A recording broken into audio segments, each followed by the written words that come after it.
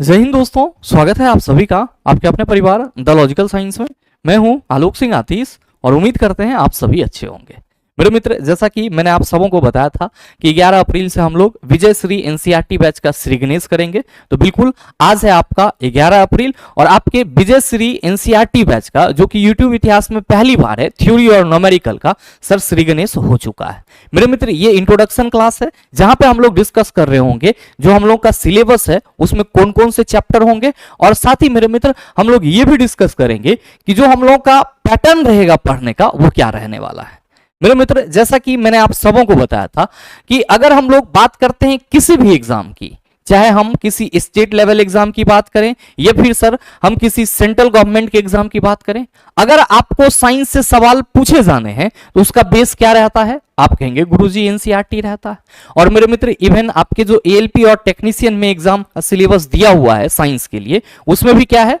तो sir life science under 10th, मतलब क्या हुआ कि क्लास 10 तक का आपको फिजिक्स, केमिस्ट्री, बायोलॉजी पूरे तरीके से प्रिपेयर करना है। लेकिन हम लोग क्या कर रहे हैं?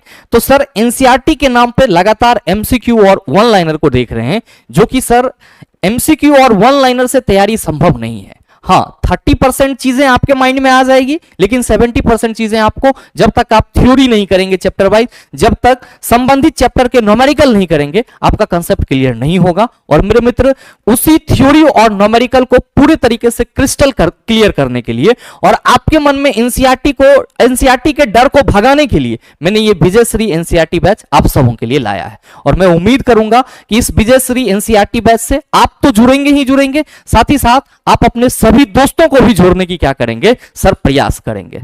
आप कहेंगे कि गुरुजी इस बैच में हमें क्या क्या सिलेबस पढ़ने को मिलेगा? तो मेरे मित्र, मैंने आपको पहले ही बता रखा है कि हम लोग विजय श्री एनसीईआरटी बैच में क्लास 9th और 10th के जो भी फिजिक्स, केमिस्ट्री और बायोलॉजी के पोर्शन है उन सभी को क्लियर करेंगे। अब मेरे मित्र, एक सबसे बड़ा सवाल कि गुरुजी क्या जो कंटेंट है क्लास 6, 7, 8 का वो 9, 10th में मैच करता है? बिल्कुल मेरे मित्र, अगर आप क्लास 6, क्लास 7, क्लास 8, क्लास 9 और क्लास 10th के सर साइंस के सिलेबस को पलटा के देखेंगे तो आप क्या पाएंगे कि क्लास 6 का बहुत सारा ऐसा कंसेप्ट है जो आपको कहां पे देखने को मिलता है? क्लास 8 में देखने को मिलता है। और क्लास 7th का बहुत सारा ऐसा आपको कंसेप्ट है जो कहां देखने को मिलता है? सर क्लास 9th में देखने को मिलता है। तो मेरे मित्र, जो क्लास 6 है सर उसका बहुत सारा कंसेप्ट आपको क्लास 8 में देखने को मिला, और क्लास 7th का बहुत सारा कंसेप्ट आपको क्लास 9th में देखने को मिलता है। और मेरे मित्र, फिर आपका क्लास 8 का बहुत सारा कंसेप्ट क्लास 10th में देखने को मिलता है। तो जब आप नीचे से ऊपर आते हैं तो कहीं ना कहीं आपका जो दिमाग का लेवल है वो भी क्रिएट होता है, या आप कह सकते हो ग्रो होता है। और मेरे मित्र, जब आप पूरी तरीके से मैच्योर हो गए हैं तो जो आपसे नीचे की बातें हैं तो वो तो कहीं ना कहीं आप यूं ही समझ लेंगे, बस आपको क्या चाहिए? सर समझाने वाला चाहिए। तो आप कहेंगे सर ये जो 6, 7, 8, 9 का हमारे पास डर था वो पूरी तरीके से कंप्लीट हो गया है, खत्म हो गया है, और अब हम ये मान रहे हैं कि एक्चुअल में जो चला आपका सिलेबस है वो क्लास 9th और 10th का है, चाहे आप दुनिया का कोई भी बुक उल्टा लो। तो सवाल ये है कि गुरुजी ये जो सिलेबस है वो क्या रहने वाला है? मेरे मित्र ध्यान दीजिएगा, जो भी सिलेबस आपको बताए जाएंगे आप उसको किसी भी बुक से मैच करवा सकते हैं। और जनरल कंपटीशन एग्जाम में, चाहे वो किसी भी लेवल का एग्जाम हो, यूपीएससी का हो, बीपीएससी का हो, या फिर आप स्टेट पीसीएस की बात करो, यूपी पुलिस की बात करो, सर बिहार दरोगा, बिहार एसआई, राजस्थान के टीचर वैकेंसी की बात करो, कहीं की भी बात करोगे, आपको प्रत्येक चैप्टर आपके सिलेबस से देखने को मिलेंगे। और वो चैप्टर क्या है? सर क्लास 9th और 10th के हैं। और इसीलिए मैंने जोड़ दिया कि पहले चला क्लास 9th और 10th का जो पूरा पोर्शन है उसको कंप्लीट कर लो।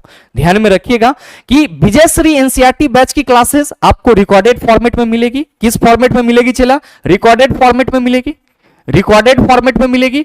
और ये क्लासेस आप कब देखेंगे? तो सर पर डे आप जो है वो 5 PM में देखेंगे, यानी कि शाम के 5 बजे देखेंगे। और मेरे मित्र, ये क्लासेस आपका मंडे टू फ्राइडे चलेगी। अब सैटरडे संडे अगर क्लास ना मिले आपको विजय श्री एनसीईआरटी बैच का, तो ये मत कहना कि गुरुजी रेगुलर नहीं चल रही है। क्लासेस आपको मंडे टू फ्राइडे मिलेगी, वीक में 5 दिन मिलेगी।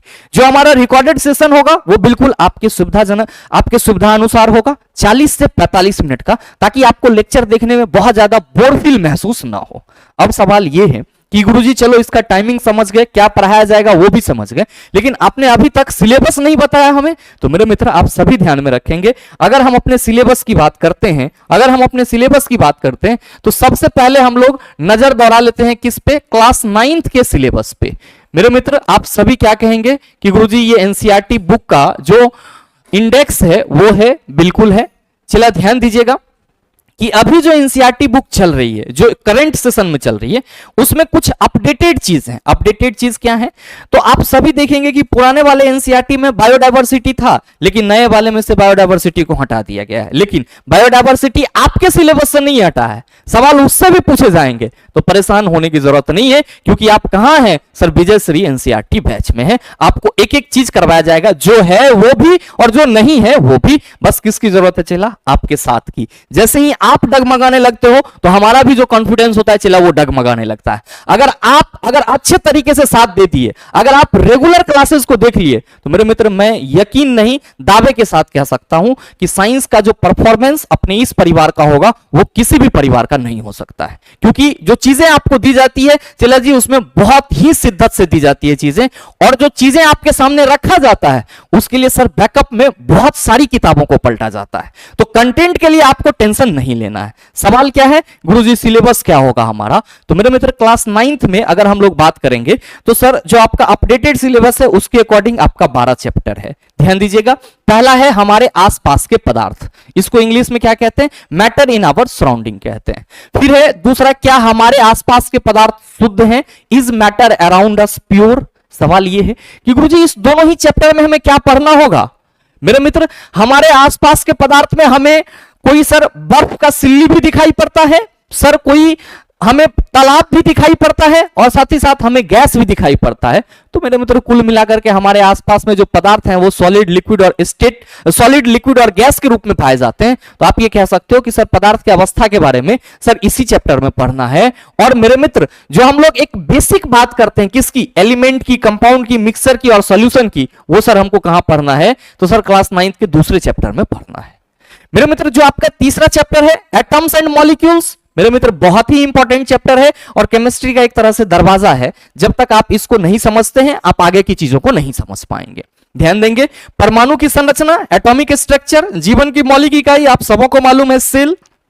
सर यहां पे क्या होगा सर, उत्तक यानी कि टिश्यू। इसके बाद आपको बायोडायवर्सिटी भी पढ़ना है, जिसको हम लोग जैव विविधता कहते हैं। तो मेरे मित्र क्या मैं यहां पे जैव विविधता लिख दूं? आपको कोई दिक्कत? आप कहेंगे बिल्कुल दिक्कत नहीं है। ध्यान दीजिएगा चला कि अगला चैप्टर जो होगा वो गति होगा, फिर आपका बल तथा गति के नियम, फिर गुरुत्वाकर्षण और वर्क एनर्जी एंड पावर, फिर आपका साउंड, और फिर है आपका खाद्य संसाधनों में सुधार, यानी कि जो आपका फूड मटेरियल है उसमें सुधार किस तरीके से किया जा सकता है वो। और साथ ही पुराने वाले एनसीईआरटी में एक और चैप्टर था, why do we fall ill.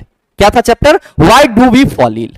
तो मेरे मित्र हम बीमार क्यों पड़ते हैं, ये चैप्टर भी आपके पुराने एनसीईआरटी में था।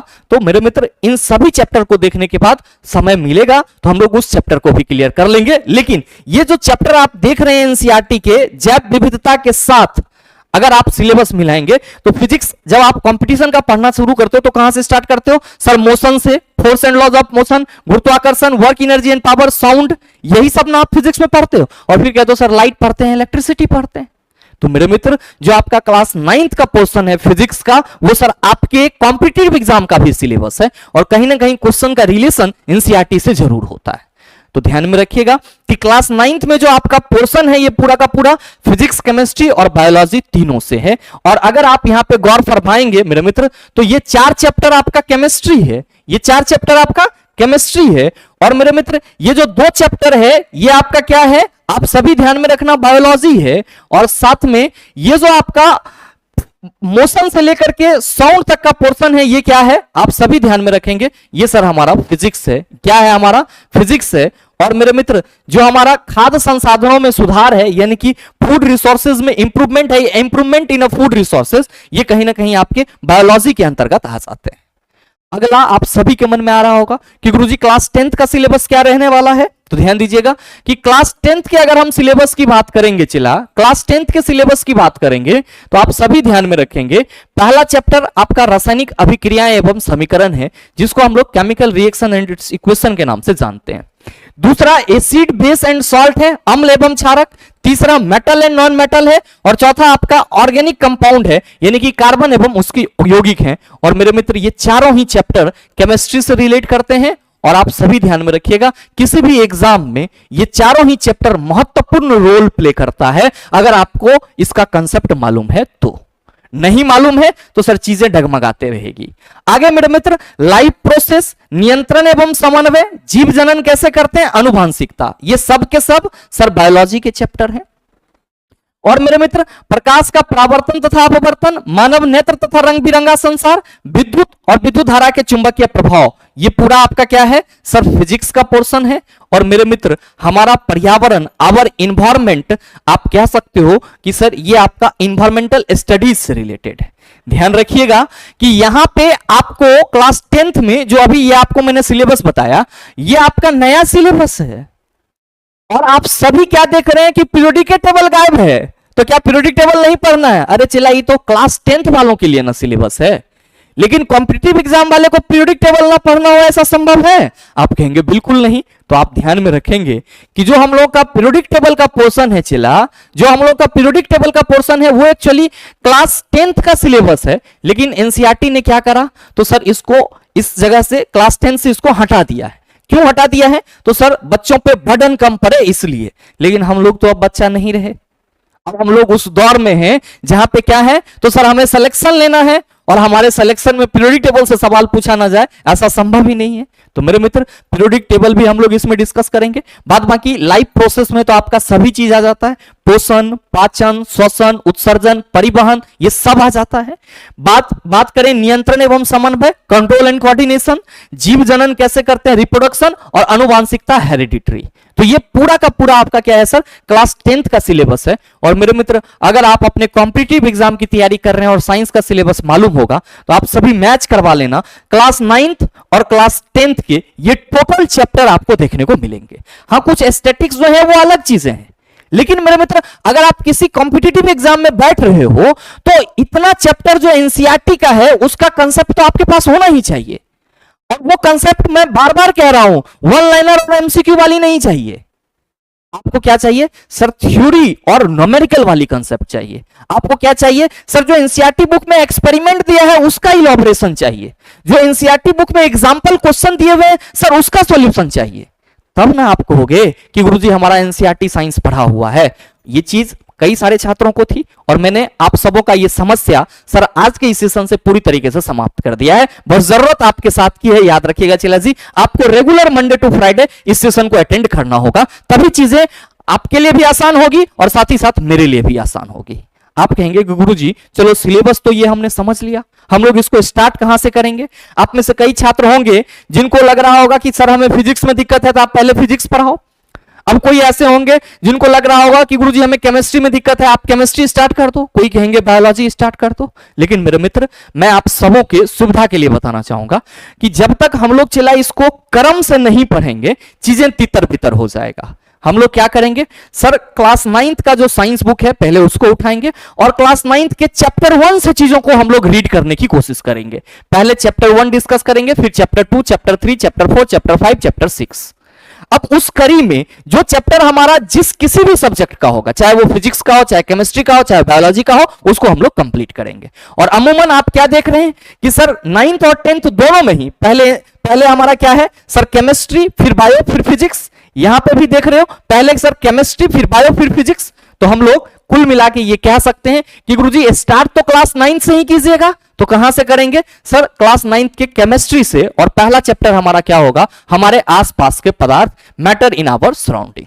तो मेरे मित्र जो हम लोग का सिलेबस है वो कुछ इसी तरीके का है, और विजयश्री एनसीईआरटी बैच में आपका ये टोटल का टोटल सिलेबस कंप्लीट करवाया जाएगा।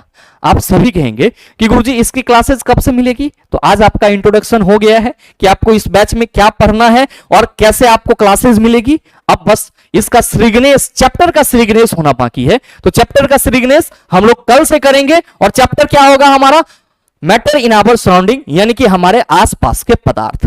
तो मेरे मित्र उम्मीद करते हैं कि आज का जो ये विजयश्री एनसीईआरटी बैच का सिलेबस और इंट्रोडक्शन था इसको आप बखूबी समझ पाए होंगे, और मिलते हैं हम लोग अपने कल के सेशन में जहां पे डिस्कस कर रहे होंगे मैटर इन आवर सराउंडिंग के पहले क्लास की। तो उम्मीद करते हैं ये सेशन आप सबों को अच्छा लगा होगा। अगर आपको अच्छा लगा तो सेशन को अपने दोस्तों के साथ शेयर जरूर कीजिएगा। साथ ही अगर आप चैनल पर नए हैं तो सर चैनल को सब्सक्राइब करके बेल आइकन दबा लीजिएगा, ताकि इस तरह के एग्जाम रेलेवेंट वीडियो का नोटिफिकेशन सबसे पहले आपके पास पहुंचे और आप उसको सबसे पहले देख पाओ। मिलते हैं फिर अगले सेशन में, तब तक के लिए best of luck. Thank you, have a nice day.